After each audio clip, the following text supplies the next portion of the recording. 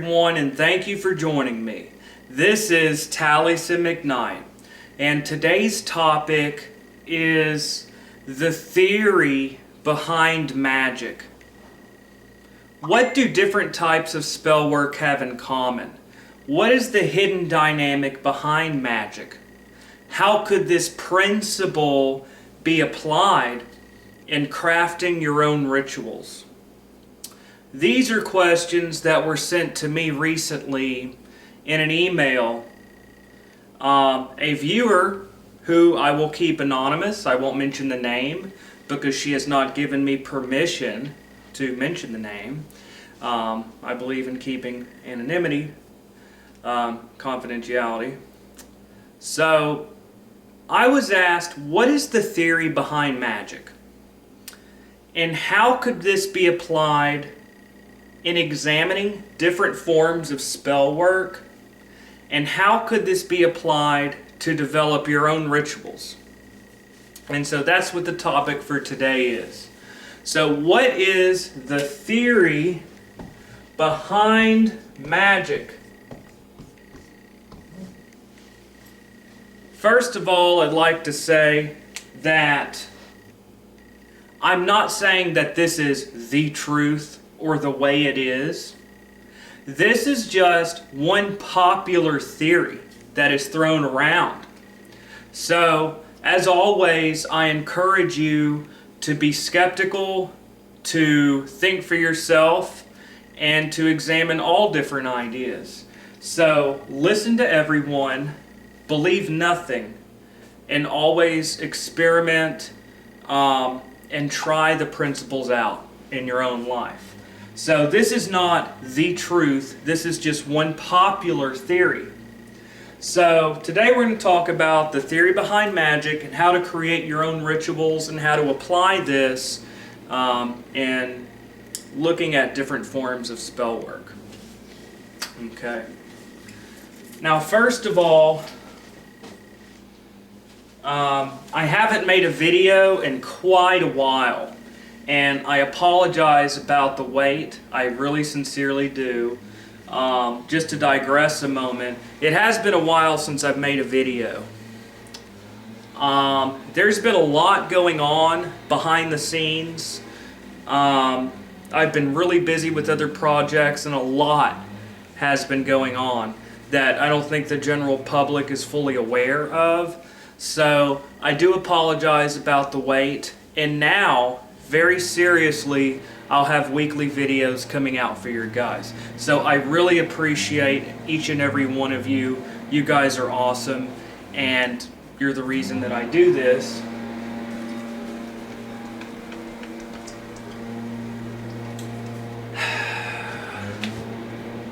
I really wish they wouldn't do that right in the middle of the video.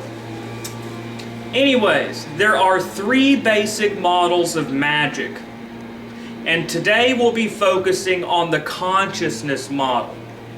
But just to note, these are the three most popular theories of magic that you'll find. And these are the consciousness model,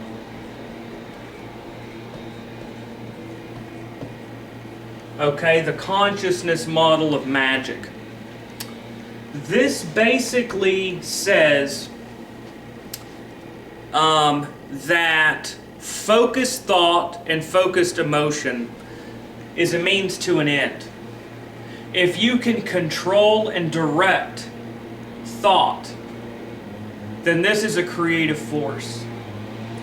And of course it implies that there is a possible connection between consciousness and matter.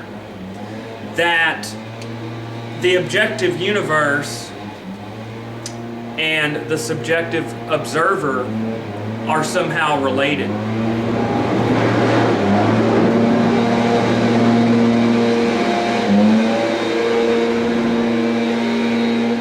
Anyways, so the consciousness model implies that there's a connection between consciousness and matter. So basically, If you can control and direct thought, then this is a means to an end. If you could focus your mind with one pointed concentration upon a goal, then this has the ability to direct and to manifest things in your life. Okay, now there are two other models of magic that we can't really go into that deeply today. These are the energy models of magic and the spirit model of magic. Energy model. Now the energy model says it postulates a universal current, a universal energy that fills all space. You can call it chi, life force, or you could say that all things are essentially based in energy. The energy model is basically connected with the consciousness model. It's about imprinting energy with thought. So it's about building energy or raising energy, imprinting it with a desire, and releasing it. And this is the basic concept behind the cone of power, which is a popular idea within the Wiccan tradition and within some traditions of ceremonial magic. So the energy model postulates that if you could build or raise energy, imprint it with a desire, and release it, then this is a creative force. And then the third and last model that we'll mention here, there are many more, is the popular model of the Middle Ages and the Renaissance, which you see from the grimoires, from the Lemegeton, the Key of Solomon, all the Arbitel of Magic, all of these things. This is the spirit model. Now the spirit model basically says that there are spirits that you could conjure, command, or petition to manifest things in your life. And this spirit model of magic is the basis of a lot of our religion is based in this concept. Not to be disrespectful to any specific tradition, but you can analyze a lot of our religions from this concept, from making sacrifices to ancient Greek gods and goddesses, making a sacrifice to Zeus to get Zeus to cause this to happen, to the ancient Vedic sacrifices of if you do these sacrifices and rituals, then this god will give you fame or fortune, all the way into some of our African traditional religions. Again, no disrespect, but the idea that there are divine powers or spirits that through petitioning, through sacrifice, you can get them on your side, or you can get them to direct their energy, their ache, or their heat to affect change. And then, of course, the spirit model goes into, you can say Catholic saints, whatever. And, of course, the grimoire, summoning demons. Now, these three models are often connected. What do I mean by that?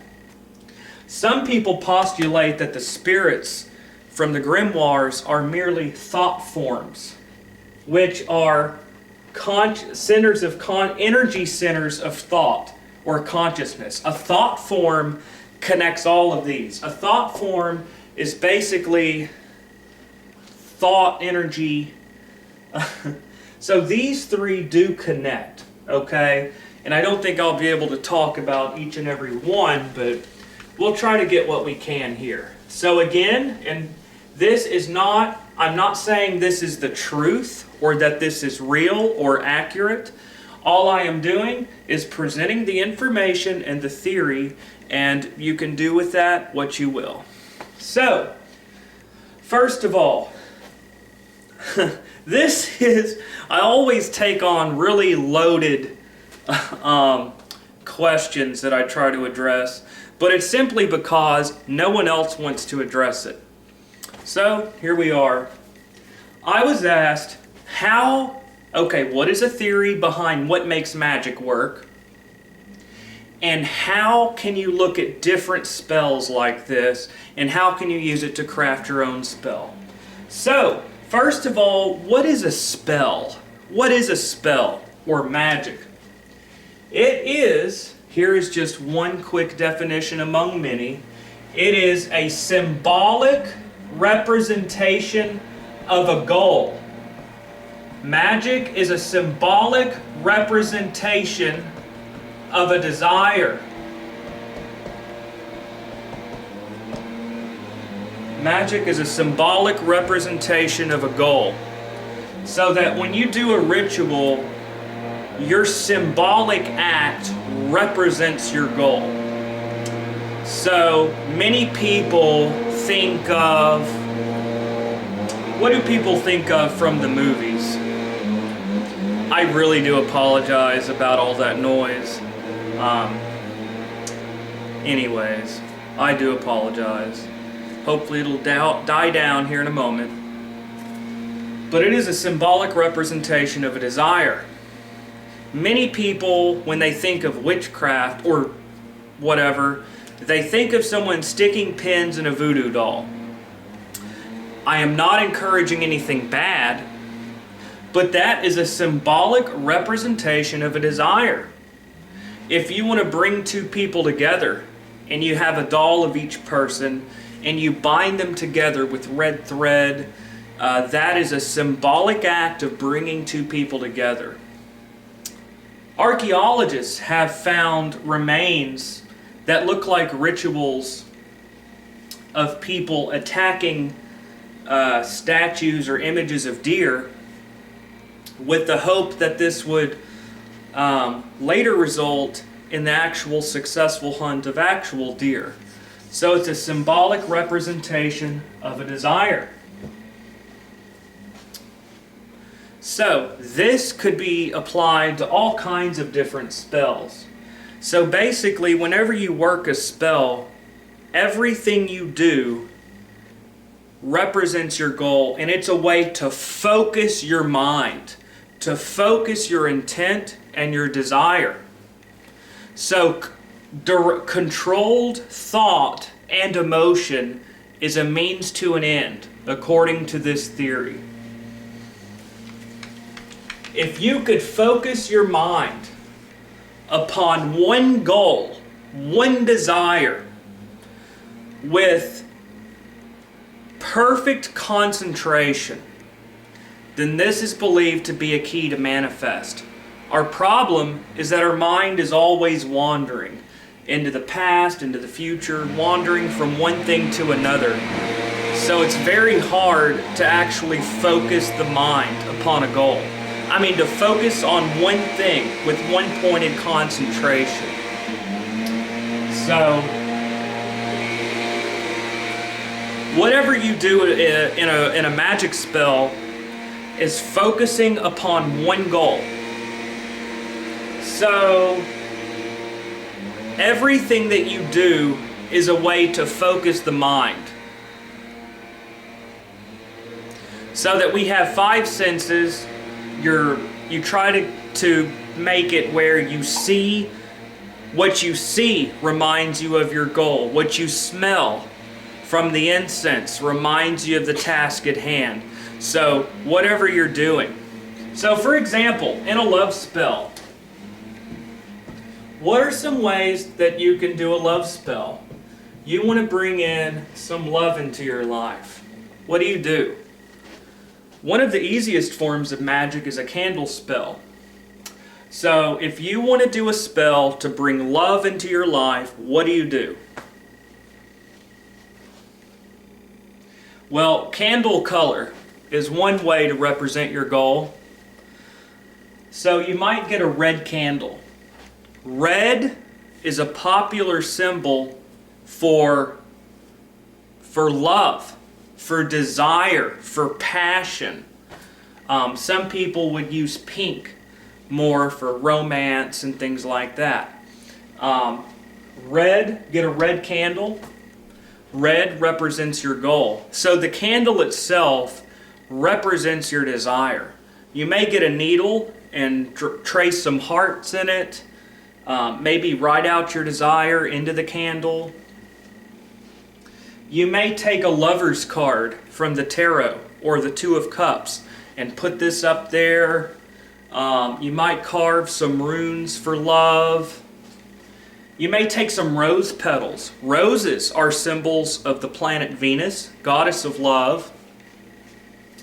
And Friday is the day that is ascribed to Venus, the planet of love, or goddess of love. So, with this basic knowledge, you can construct a love spell. This is the basis of constructing the love spell. You have these different symbolic representations of your desire. So, what you would do for your love spell, get a red candle, because you know that red is a symbol of love. Red candle. Maybe you draw little hearts in it, you know. You might draw, you know, different little runes or whatever that you want to do. You know, write out your goal. You know, red candle. Friday is the day of Venus, so you plan to do your work on a Friday. Maybe Friday on a full moon. Red rose petals. Rose petals. Again, roses are symbols of Venus. You know, you might get some rose incense. This is just the basic outline of one of the most easiest spells you could ever do. You may write out a chant that represents bringing love to you. Okay, so what do? You light your red candle, you put roses around it, you focus on your goal, your desire, and you may repeat a chant or prayers, or you may just repeat over and over, new love come to me, new love come to me, new love come to me, new love come to me. Focus on your goal, one-pointed concentration and desire, one-pointed emotion and concentration. Let the candle burn down. Now you might do it until the candle burns completely out, and then you might go bury the remains, or you could focus on it for a while, snuff the candle, and then the next night light it again, focus on your goal, repeat this, so that the candle and the rose petals, everything, acts as a focus. It is a way to focus your mind upon your goal, so that the incenses, the colors, all of this is a support. It's a way to focus your mind and your intent. Or let's say you want to do a money spell. You want to bring in prosperity to your life. You take a green candle, because green represents money. I mean, there are different forms of color symbolism. This is just really popular. Green has to do with fertility and growth. We see it in nature. So get a green, and it's also the color of money here in the United States. So get a green candle, write out symbols of money into it, put some coins, some quarters, some dollar bills around it. Maybe get some, herbs that represent money. You light your green candle, you recite your chant, focus your mind on the candle and just focus on your goal. One important thing that virtually every magic tradition says is an important requisite. You have to have faith, you have to believe. So that if you doubt, this in itself is an obstacle that will prevent results. So you have to believe. So again, we go back to being able to control the mind, to focus thought and emotion, and to trip yourself up to believe and have faith, if you don't already. So belief and faith is almost universally seen as an important requisite. So again, I'm not saying that magic is real or not. I'm not even saying any of this is real. Always think for yourself. Believe nothing. But try them out in your own life. Don't listen to the people that say, yes, it's real, and don't listen to the naysayers. that try to poke holes in it. Try it out in your own life. These are things for you to take home and experiment and try them out. This is a very ancient knowledge. So it's up for you as an individual to, try these things out. So in the form of candle spells, it is a way to focus your intent. In a grand ceremonial invocation, the time that you do it represents your goal. The colors, the sounds in the form of chants or a chant that you repeat over and over, your sound, your hearing, your sight, you see the colors and symbols, the smells remind you of your goal from the incense or the herbs. So, try to get all of your senses involved. It's a way that no matter where you look, it keeps your mind from wandering. You focus on the goal. And this shows why meditation is of central importance. Anyone that studied yoga will realize that the basis of yoga is stilling the mind, silencing the thought, being able to stop the mind from wandering back and forth to one thing to another, focusing the mind. And Magick is just taking that concept and applying it to get practical manifestation in the world. So that is the consciousness model. So any kind of a ritual or spell is just a way to represent your desire. A talisman. You have a piece of copper with the planet Venus, your desire, which you charge. When Venus is in an auspicious moment, whatever, and you recite your prayers or invocations over the talisman, you carry this on you. This is a way to focus your intent, among other things. Now, the spirit model.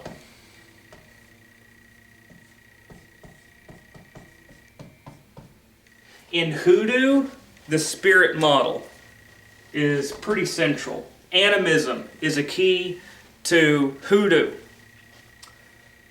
In that belief, your herbs are not just a symbol for your mind. This is in the spirit model, the belief that the herbs actually have the spirit of the plant that you're working with. So, whereas in our Western, popular, modern, Western European magic, it's more a consciousness model. With Hoodoo and certain other traditions, it's primarily a spirit model. So that instead of the plants just focusing your intent, it's said to actually have the consciousness or a living animate life force that you're working with, actual spirit in that thing. The grimoires. If spirits are just thought forms, whatever. So if you're working with grimoires or whatever, you could work with it from a belief as a tool thing and concentrate the mind, or you could do the spirit model. Now, one more thing that I'd like to talk about before I close is the energy model of Magick. And this is very useful to apply in your candle spells or whatever else. This theory is that you build energy, imprint it with a desire, and then release it. In Wicca, it's a popular method of magic to chant over and over, to focus on your goal with one point of concentration, and to walk around the circle. So let's say, a lot of times it's a rhyming chant. You repeat and repeat and repeat your chant in order to focus your mind. And then gradually you move around the circle faster and faster and faster. And you do this to raise energy until you get to a high point to where you can't hold it anymore, and then you release it. Another method is to sit, for example, with the candle spell. Say you're doing the love spell, you have the red candle. You may gently sway back and forth as you repeat your chant. New love, come to me. New love, come to me. New love, come to me. Or a rhyming chant is more popular. It's just an example. As you focus on your goal with one pointed concentration, don't let your mind deviate, one point concentration, you gradually sway faster and faster. New love, come to me. And you go faster and faster and faster, swaying back and forth until you're just full of the energy. You come to a climax, so to speak, and when you can't hold it anymore, you release it. By breathing out and just imagining that you're sending it out, it's just a way to visualize, it's a way to focus on releasing, okay? And then you put your mind on other things, you close the ceremony. So to build energy while focusing on a goal and to release it, okay? So if you move around a circle faster and faster, or to the beat of a drum to induce an altered state of consciousness with one pointed concentration and enter into a trance, then that's basically it. So that is just a quick breakdown of popular theories of magic and how these could be applied to examine different forms of spell work. Now, before I close, how do you use this knowledge to craft your own spells? Well, you basically have the theory. All you have to do is create a ritual that represents your goal, that serves to focus your mind. Put energy into it, put intention into it there. And that's basically it. Again, I'm not saying this is the truth or the way it is, but this is one of the most popular theories of magic that you'll see. Pretty popular and something that you'll hear a lot. So that's one popular theory on how all of this works. So anyways, many more videos are to come. Thank you everyone very much for joining me, and see y'all next time. Have a great day, y'all.